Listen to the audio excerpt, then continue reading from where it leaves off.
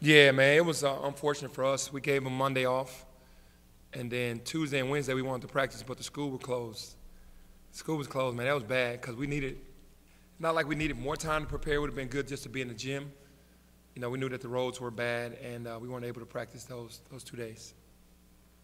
Do you know if Tulane had any similar issues? No, Tulane, it's probably 80 degrees in New Orleans right now.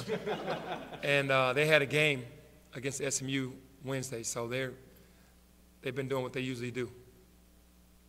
Have they changed much since January 1st? They're still the same team, but they're really good at what they do. That's what makes it so impressive, how they don't really call plays. They play out of concepts and feels on the offensive end. And defensively, they're going to mix it up a little bit with the zone, but you're going to get majority of the zone. But you didn't see anything against SMU that you didn't recognize? No. I mean, they might add one wrinkle here or there, but they're going to stick with who they are. They didn't really change it up much. What about you guys? Are you guys going to be addressed? Oh, yeah, we're a totally different team than when we played them the first time around. I mean, as far as offensively and defensively. It was our first game of the conference, New Year's Day, and we were just getting, kind of DeMarie acclimated a little bit more, acclimated. And we had Keontae coming back. That's his first game since the Alabama game. And there was no excuses. They are good at what they do, and we just didn't do enough to beat them. Got up like maybe 5 or 6 in the second half and just let it go. How much do you guys want to get them licked back? Well, for us, every game that you lose, you want to beat that team the next time you play them. They took care of home court, and now we have to take care of home court. Over the next 4 weeks, in the regular season, what do you want to improve most on as a team? I think as a team, I want to prove that we're a dominant defensive team, that we can defend and rebound the ball, and then offensively that we can get 20 assists a night. We have that type of team that we can do that. Will you have Malcolm back tomorrow? I don't think we'll have Malcolm back tomorrow. Is that a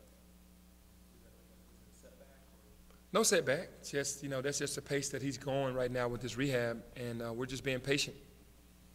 Is there, and I know you mentioned there's no setback, but it seemed like you were fairly optimistic when you first got injured. I think you had said early conference play, but it kind of got pushed back and back. Were there setbacks along the way, or is there a reason why he's easing himself back in? No, I mean, you'd have to ask Malcolm that. We're just supporting his time that he's out trying to get better. And there's no rhyme or reason from my point of view, maybe from his, but not really, just waiting on him to say, okay, coach, I feel better, I'm ready. Has it been tough on him knowing it might be his last, I know he hasn't been here, but it might be his last ride and there's limited time left? Is that tough? Yeah, it never works when you get injured, and he's been injured, a lot, from high school until now. Really hadn't had a chance to have a good, clean season. And it's got to be frustrating, to get that high ankle sprain and miss more games dealing with an injury. So I'm sure he's frustrated behind that. For you personally, Memphis guy leave this program, how important is tomorrow with Lorenzen and everything surrounding that? Oh, it's very important. It's a beautiful day. Lorenzen's jersey going into the rafters. Coach Finch's bobblehead. I mean, you can't get a better day than that, if you're a Tiger fan and being the coach. Now, obviously, over the last couple of years, Lorenzen nationally has been known for, what happened as opposed to what he meant to the city. Just how meaningful, in addition to just the honor, the fact that there's something where we're focusing on his contributions in his life as opposed to, how his life ended. Yeah, Lorenzen was born in Mississippi, but he was a proud Memphian.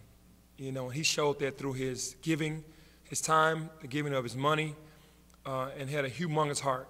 Definitely gone too soon. So not only is he getting his jersey retired, it's just never letting those memories, leave us, and he's a legend and he'll live on forever. And Keontae mentioned that about a month ago you guys had his family in as well. Why was that important for you to have the family kind of interact with the players and vice versa and get to learn about Lorenzen? Well, we want to show the appreciation, not only for Lorenzen, but what his family has gone through, his mom and dad. That's hard to lose a child. And it was just something that we wanted to make the announcement, and then also to let the guys meet them and then be able to talk about, Lorenzen and the appreciation that I had for him because we were really good friends. You talked about how you wanted that non-conference schedule to be really tough because it would prepare you guys down the road. Looking at the rest of the way in conference play, I mean, it's probably about as good as it's going to get going into what you're hoping for? Does that excite you? Absolutely, because I didn't even look at the end of our schedule, and who knew before going into conference which teams were going to be which. And then you look at the end of our schedule, it's the toughest part of our schedule at home, you know, with the remaining games. And then going on the road, you got a trap game at South Florida. You got a trap game at Wichita State, those type of games, and they're capable. So our non-conference schedule has to kick in now with how we played, and we're playing pretty good ball right now. Why do you think you play so much better at home than you do on the road? You've been playing better on the road as of late, but it seems like when you're at home, it's like a different level of team. Yeah, it's fans. It's the comfort level of sleeping in your own bed. It's the comfort level of, you know, being in your own gym, and vice versa for the other team coming in. You know, they don't get comfortable. You're only in for a day and you're out. So when you're here at home and you're home for a couple of days, you've been here, it's the comfort level that you relax, you go out there and just play good ball.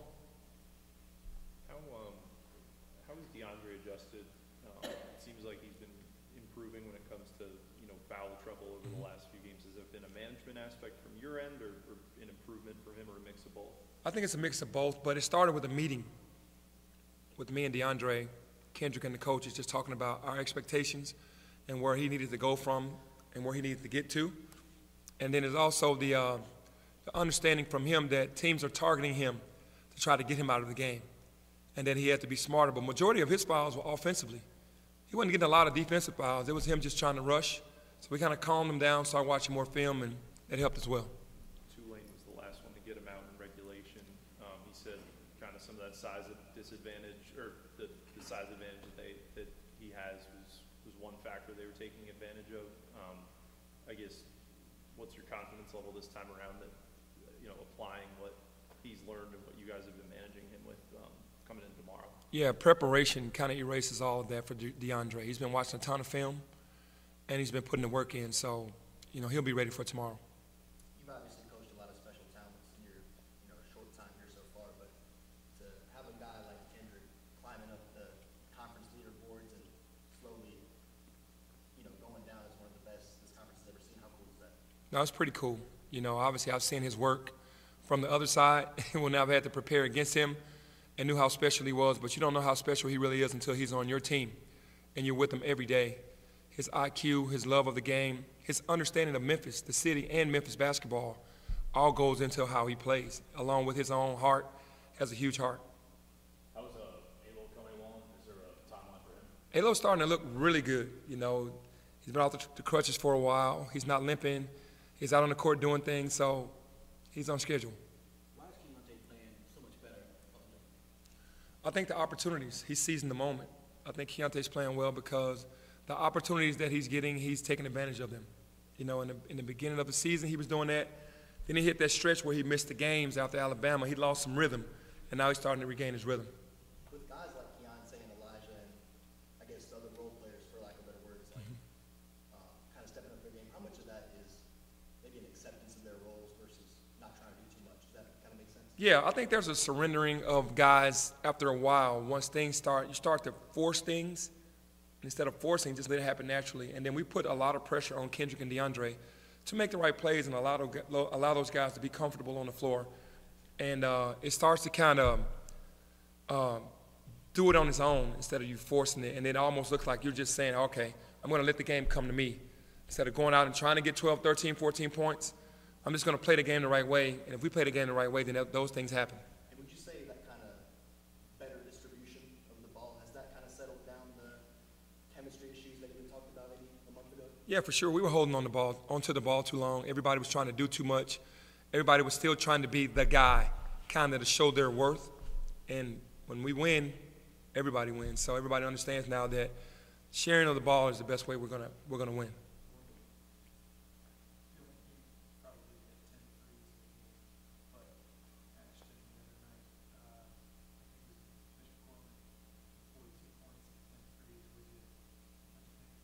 I'm always amazed because he grows every game and he shoots the ball incredibly. You know, I couldn't shoot it like he shot it because that's his gift.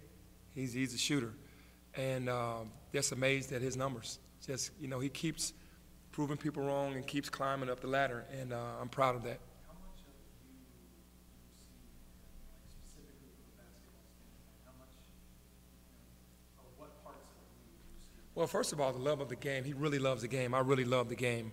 His work ethic as well, because he wants to be great. What came naturally to me, he's worked his butt and grinded to get to where he is.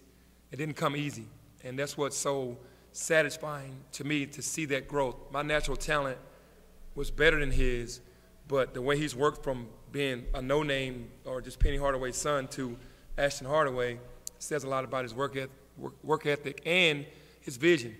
He shoots the ball well, but he can pass the ball really well.